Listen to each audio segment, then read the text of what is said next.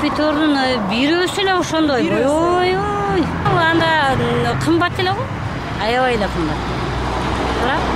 Про этот компьютер, как бы, ну не знаю, это пустая как бы трата денег, прям на ветер. Ну, могли бы эти деньги просто отдать нуждаемся людям, которые пострадали во всех этих катастрофах, которые произошли вот до часу.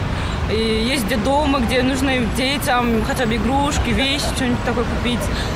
На здоровье, вот, лечение сейчас у нас как бы не так уж не процветает, да, ну, людям многим нужна как бы операция, болезни разные сейчас появляются. Как бы не знаю, это пустая трата денег. Колдобойт элем бар. Андан көрө жакын үйгө кетсе туура болмок да. Анау багар көрөр жок. Индивалид дегендер ошолорго каралашпайбы андан көрөйт. Канча дегендер мына бөйрөккө деп акча сурап жатат. Ошол жака берсин, жардам берсин. Өкмөт чын айтканда өкмөт чечет бизени баары.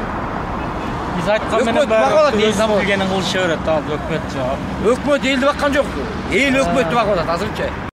Мне кажется, то, что депутатам уже делать нечего, раз заказывать такой компьютер. Ну пусть объяснят, для чего это. Им что, там делать нечего, лучше пусть решают свои работы, а не там играть там. Странные все. И так у них зарплаты хватает, из чего вдруг еще один компьютер? Дома им делать нечего, что ли?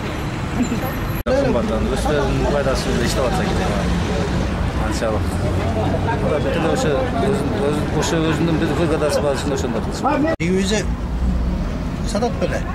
Мектептерге бекер берди деп кайра жип кетип атат. Жакшы жерге берип атат, акчага берген жери жок. Мектепте бир да компьютер жок. Дорожканы коверлорду коет дагы шайлангычы.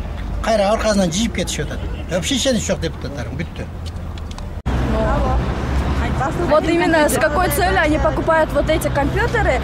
Ну, я вообще не понимаю, зачем вы покупаете вот эти компьютеры. Именно с какой целью, да? У нас и так вообще проблемы много. Вот все. Депутат өз сатып астан ичкен жегени көп экен. Ошо акчасы көп үчүн айтып атат да 200 неме сом деп. Биз даже туалет сала албай атабыз бу жакта. Жер кырмай албай атсак анан каякта 227 миллион.